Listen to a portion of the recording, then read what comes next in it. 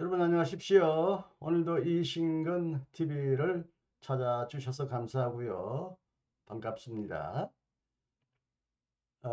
칼바르트가 쓴 위대한 불의의 명저 교회 교역 히르클리의 도그마틱을 그의 제자 오토 페버가 한 권의 책으로 다시 요약하여 소개한 책이죠. 칼바르트의 교회 교역입니다. 이 책을 제가 조금씩 나눠서 아, 요약하고 또 보충 설명해 드리고 있는데요. 오늘은 18번째이네요.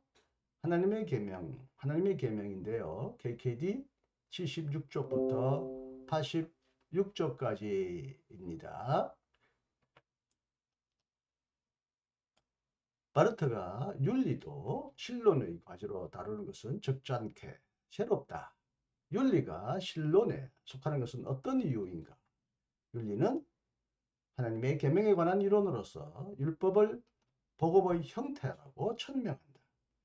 윤리가 예수 그리스도에 대한 인식에 근거해 있는 것은 예수 그리스도가 거룩하게 하시는 하나님과 거룩하게 된 인간이기 때문이고, 예수 그리스도가 자신을 위해 인간을 요구하시는 하나님이며, 바로 그래서 인간을 위해 스스로 책임을 지시기 때문이다.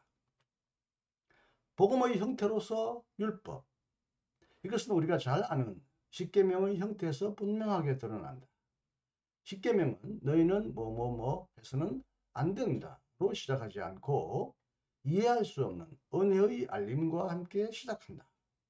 나는 너희를 이집트에서 종의 집에서 이끌어낸 너희 하나님 야훼다. 율법은 복음이 우리에게 다가오는 형식과 형태다. 율법 자체와 복음 자체는 없고 오직 하나님의 한 가지 말씀만이 따릅니다. 선택은 성화 안에서 그 구체적인 형태를 갖고 있다. 신학적 윤리는 일반적 윤리를 이미 발견하고 있다. 사람들은 이런저런 형태로 선에 대해 묻는다. 이 사실은 이중적이다. 한편으로 이 사실은 인간에게 다가온 하나님의 은혜를 확정한다. 선에 대한 질문은 원래 이 질문을 통해 제기되었기 때문에 인간은 이로부터 벗어날 수 없다. 그러나 다른 한편으로 일반적 윤리 개념은 분명히 죄 개념과 합치한다. 왜냐하면 인간은 선에 대한 자신의 물음과 함께 실제로 하나님의 은혜로부터 도피하기를 원하기 때문이다. 여기서 하나의 저항, 즉 인간이 세운 윤리에 대한 능동적 반박이 일어난다.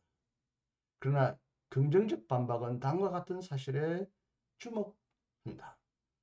하나님의 계명을 성취하는 인간 예수는 하나님의 은혜를 통해 제기된 윤리적 질문에 대한 대답을 주는 것이 아니라 인간 예수, 그가 바로 대답이다.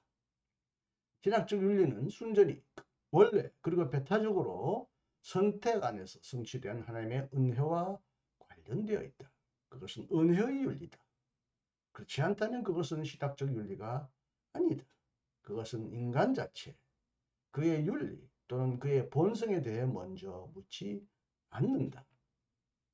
그것은 이미 믿고 있든 그렇지 않든 모든 인간이 자기 자신을 위해 존재하고 자기 자신에게 속해 있는 것이 아니라 그리스도가 존재하기 때문에 존재한다는 사실로부터 출발한다.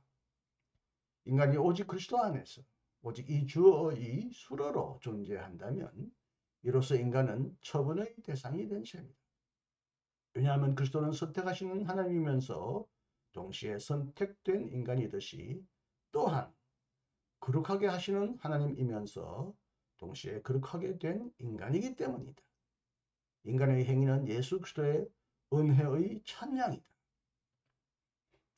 예수 그리스도의 인간성 외에는 그리고 예수 그리스도 안에서 사건이 된 하나님의 은혜에 대한 찬양 외에는 인간성이란 없다.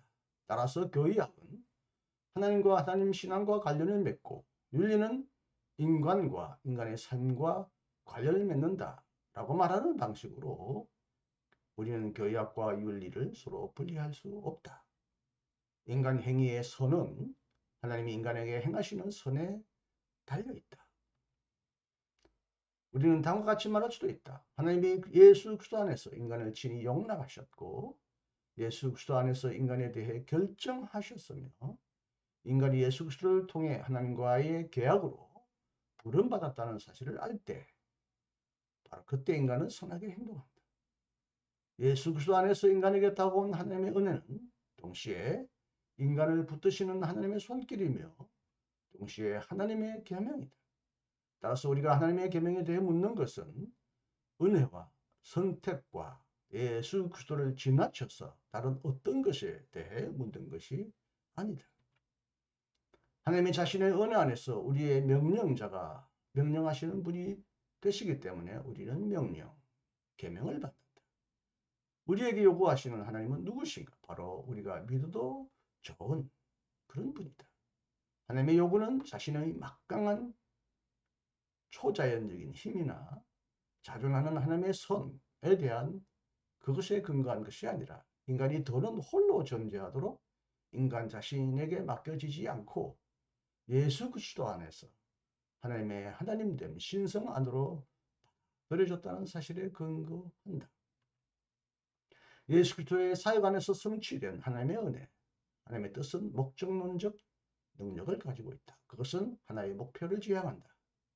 하나님과 인간의 계약 안에서 실현되고 계시되는 은혜의 목표는 인간을 자신의 형상으로 만들고 그래서 영원한 생명을 위해 하나님과 사귐을 갖게 하는 것이다. 이로부터 볼 때 하나님의 요구는 구체적으로 교회 안에서 인식되었고 그러나 모든 세상 안에서 관철되어야 하는 타당한 요구다. 하나님은 우리의 어려움이시다. 인간은 믿음으로 부름을 받았다. 하나님의 계명은 근본적으로 오직 믿음만을 원한다. 믿음 안에서 우리 주 그리스도는 우리의 어려움과 우리의 거룩함이 된다. 그렇기 때문에 하나님의 요구의 형태는 본질적으로 허락이고 완전히 분명한 자유의 보장이다. 하나님의 뜻은 기쁘게, 즐겁게, 감사히 행해져야 한다. 이것은 하나님이 우리가 미리 만든 온갖 허락을 확정하신다는 뜻이 아니다. 하나님의 계명은 그런 허락에 저항한다. 왜냐하면 그것은 노예 상태의 은폐에 불과하기 때문이다. 하나님은 우리가 선과 악에 대한 심판자가 되는 것을 멈추게 하신다. 하나님은 우리의 존재를 맡으셨고 우리를 모든 염려와 두려움에서 자유롭게 하신다. 무엇이 하나님의 계명인가? 그것은 일반적 규칙이 아니다.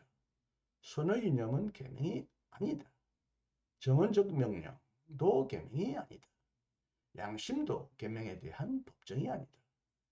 양심은 인간학적 개념이 아니라 종말론적 개념에 속한다. 하나님의 계명은 성서 안에 정언되어 있다. 십계명은 모든 시대에 타당한 하나님의 은혜의 계약의 근본 조항이다. 산상설교는 하나님의 공동체의 생활 질서가 인간의 구원을 위해 성취되었다는 사실을 보여주는 문서다. 그렇다면 십계명과 산상설교는 우리와 무슨 관계를 맺는가? 우리는 그것을 들었던 사람과 동시대적이고 동류, 같은 종류의 사람이다. 왜냐하면 하나님의 계명은 우리를 위해서도 항상 구체적으로 규정되고 성취된 요구이기 때문이다. 하나님의 계명은 바로 그 시간적 형태 안에서 영원한 그리고 우리에게 타당한 내용을 가지고 있다. 하나님의 계명을 받아들이지 않는 사람도 이 말씀의 진리 안에 있다. 왜냐하면 하나님은 온 세상의 주님이시고 모든 인간의 주님이시기 때문이다. 하나님의 계명은 계명 밖의 영역, 예컨대 자연적 질서 영역을 배제하는 것을 막는다. 국가의 질서는 교회의 질서가 아니라 칼의 질서, 강제 질서, 두려움의 질서, 은혜가 없는 질서이지만 국가 영역은 교회의 책임에서 제외되지 않는다.